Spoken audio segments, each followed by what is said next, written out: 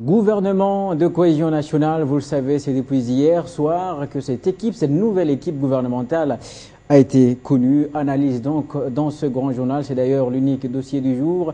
Est-ce que ce gouvernement, répond bel et bien aux attentes des concertateurs en 2013 sur ce plateau pour analyser? Je suis avec Patrick Kanga, il est cadre du PPRD. Bonjour et bienvenue. Merci Claude. Notre première analyse va porter sur les choix de personnes. En premier, Matata Ponyo, maintenu à la primature. Est-ce que c'est bien? Mais avant tout, vous allez nous permettre de féliciter le Premier ministre Matata Ponyo qui vient d'être reconduit dans ses fonctions de Premier ministre. Et nous avons aussi le devoir, en tant que membre du PPRD, de saluer l'entrée au gouvernement de notre secrétaire général, le professeur Évariste Bochab, en tant que vice-premier ministre de l'Intérieur. Je pense que là, c'est mal posé la question. Il ne me revient pas, en tant que membre du parti du peuple pour la reconstruction et la démocratie, le PPRD, de faire une analyse sur les choix. Nous pouvons porter une analyse sur les aspects, Congolais, en tant qu'analyste politique aussi. Je pense qu'il y a une règle, il y a une façon de faire. Et ça relève du pouvoir discrétionnaire du président de la République. Je pense que dès l'instant où le président de la République décide de reconduire et de nommer des personnes dans ce nouveau gouvernement à qui on astreint plusieurs tâches, il ne nous revient pas de faire un débat subjectif sur les personnes. Je pense que nous devons aller au-delà des personnes pour parler des idées à faire prévaloir. Un gouvernement qui a demandé beaucoup de temps, est-ce qu'il fallait vraiment beaucoup de temps pour ça? Mais écoutez, il n'y a pas de temps constitutionnellement prévu ou légalement prévu pour la constitution d'un gouvernement. Je pense qu'il y a des pesanteurs politiques qui ont nécessité qu'il y ait un temps pour former ce gouvernement. Et je pense que le président de la République a finalement sorti ce gouvernement parce que des mauvaises langues disaient que ce gouvernement ne viendrait plus. Et on a tout dit, on a tout entendu. Le gouvernement est là. Je pense que la spéculation a pris fin. Bientôt, ce gouvernement sera investi. Nous souhaitons simplement que le gouvernement fasse le travail que le président de la République attendait. Et les concertateurs, pensez-vous qu'ils sont satisfaits? Parce que ce gouvernement, c'est bien l'une des recommandations des concertateurs. Le gouvernement de la République démocratique du Congo n'est pas un gouvernement des concertateurs. C'est un gouvernement de la population. C'est la population qui a des attentes à l'égard de ce gouvernement. Ceux qui sont désignés membres de ce gouvernement sont là pour répondre aux besoins du peuple. Le président de la République, lorsqu'il a été élu en 2011, il s'est inscrit dans la logique d'améliorer le vécu de la population congolaise, le social de la population congolaise. Il s'est astreint à des objectifs de moderniser la République démocratique du Congo. Et c'est cela l'élément prééminent auquel s'adjoignent les nouveaux membres du gouvernement, ainsi que le Premier ministre reconduit. Ils sont d'abord là, pour exécuter ce mandat du président de la République, car le mandat, il est celui du président de la République. Le président de la République a un contrat social avec le peuple congolais qu'il a élu en 2011. Et ce contrat social est l'élément prééminent qui vaut sur toutes les négociations politiques. Maintenant, si à cela vient s'adjoindre des éléments issus de la concertation ou des concertations nationales qui ont été voulus par le président de la République en vue de consolider la cohésion nationale, c'est vrai qu'il y aura des aspects, qu'il y aura des éléments, qu'il y aura des dispositions bien issues de ces concertations qui devront être dans la feuille de route des nouveaux ministres. Parce que vous êtes avec moi en train de remarquer qu'il y a bien des personnalités dites de l'opposition qui sont dans ce gouvernement. Mais il faut relever qu'il n'y a pas des ministres ou des vice-premiers ministres de l'opposition de la majorité. Ce sont des vice-premiers ministres et des ministres de la République. Ils sont peut-être membres des partis qui sont dits, mais c'est d'abord la République, qui sont dits d'opposition, mais ils sont là maintenant en tant que ministres de la République, sous le drapeau, pour servir la population.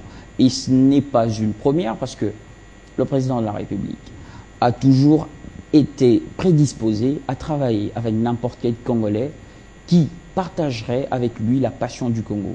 Et dans les gouvernements précédents, bien avant qu'il y ait eu ces concertations nationales, il y avait des membres de l'opposition qui étaient dans le gouvernement sans qu'il y ait eu une connotation particulière dans ce gouvernement.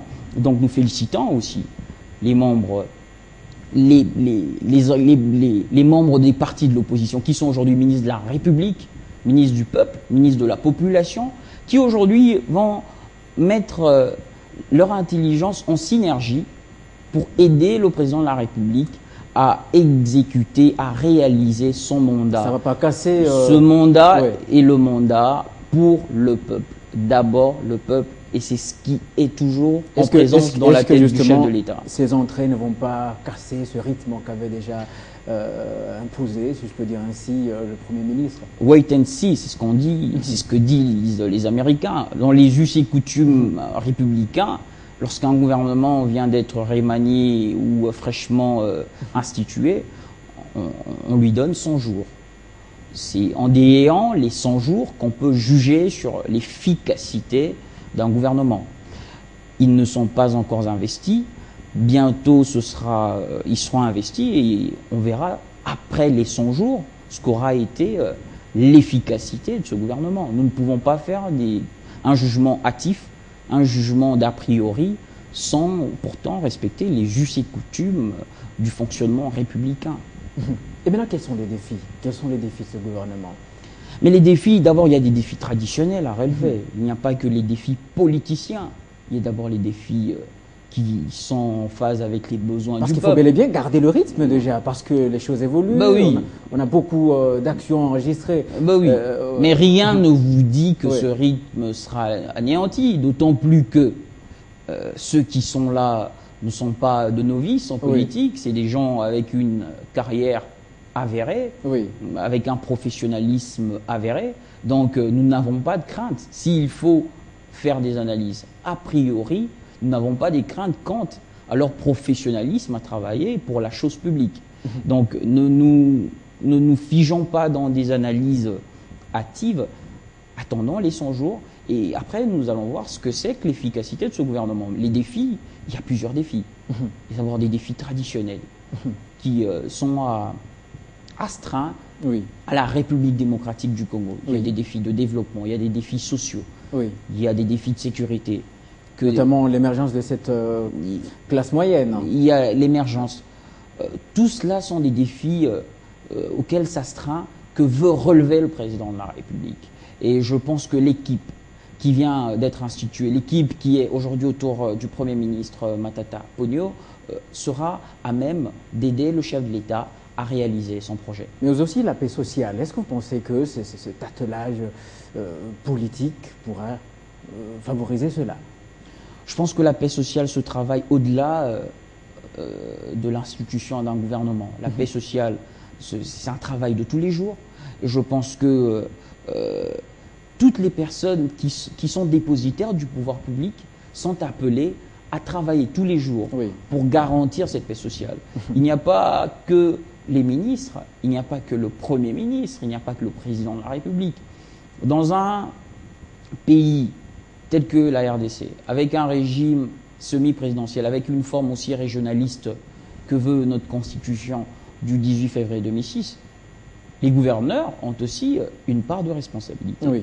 Les maires ont aussi une part de responsabilité. Les bourgmestres ont aussi une part de responsabilité. Toutes ces personnes doivent être en phase avec la vision du président de la République, avec la vision de l'émergence de notre pays. Et tous ces acteurs sont appelés à garantir que cette paix sociale puisse être une paix effective, parce que ce mandat, c'est pour le peuple. On dit d'ailleurs que c'est l'un des objectifs de ce gouvernement, un gouvernement de cohésion nationale. C'est-à-dire en quelque sorte fédérer les visions ou les avis qui puissent rassembler la population congolaise autour d'une même cause. Oui, il y a plusieurs... Est-ce que pour ça, justement, il fallait qu'on fasse entrer l'opposition MLC, UDPS même, UNC d'ailleurs aussi? Pourquoi pas? Pourquoi pas? Nous ne sommes pas appelés à avoir en République démocratique du Congo des régimes politiques figés comme ça se passe ailleurs. Nous sommes appelés aussi à nous créer notre singularité.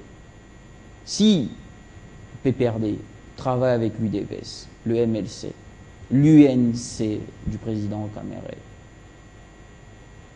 pour le bonheur du peuple congolais, où est le mal?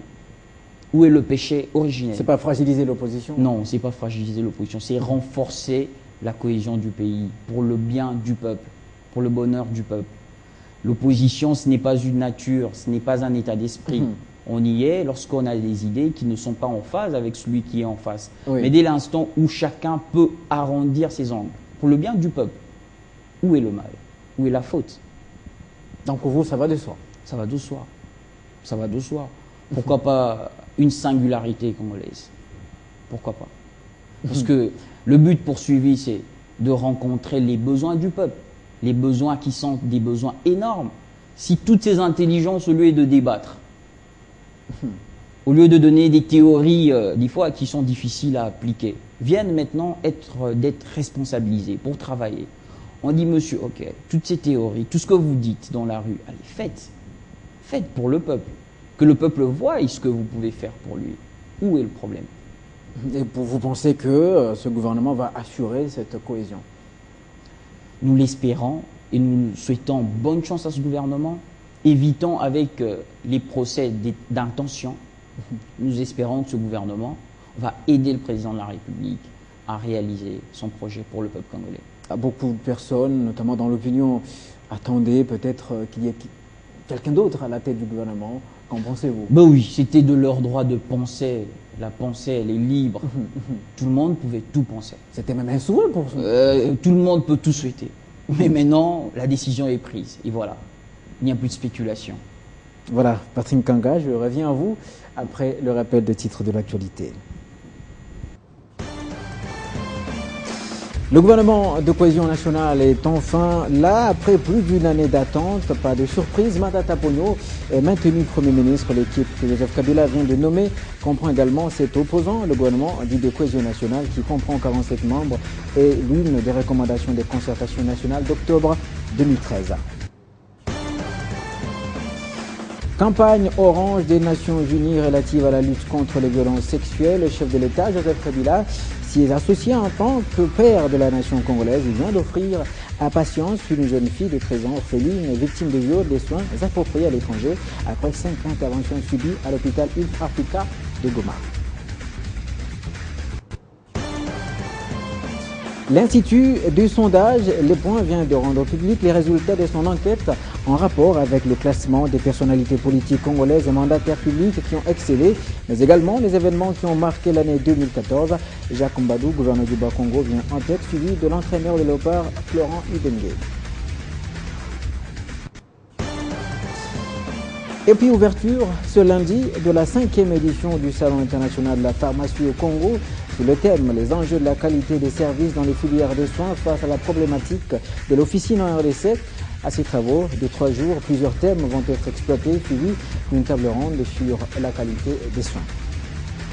Voilà, ce sont les titres qui constituent l'ossature de la grande édition du journal que Grace Mouton-Collet présente tout à l'heure à 19h. Je suis sur ce plateau avec Patrick Kanga, cadre du PPRD, Parti du Peuple pour la Reconstruction et la Démocratie. Nous constatons que la parité n'a pas aussi été respectée dans ce gouvernement. Ça veut dire qu'il y a des femmes qui peuvent assumer une quelconque responsabilité gouvernementale. Ben, je ne pense pas. Il y a des femmes assez compétentes dans notre pays, c'est vrai. Très minoritaire alors, oui, au sein du gouvernement, bien sûr. Oui, mais vous savez, la parité, elle est là. C'est un principe. Mais encore faut-il qu'il y ait des personnes compétentes pour briguer ce poste. Il ne serait pas souhaitable d'avoir des postes vides simplement pour respecter une parité de manière figée. Il faut encourager les dames à s'impliquer de plus en plus dans la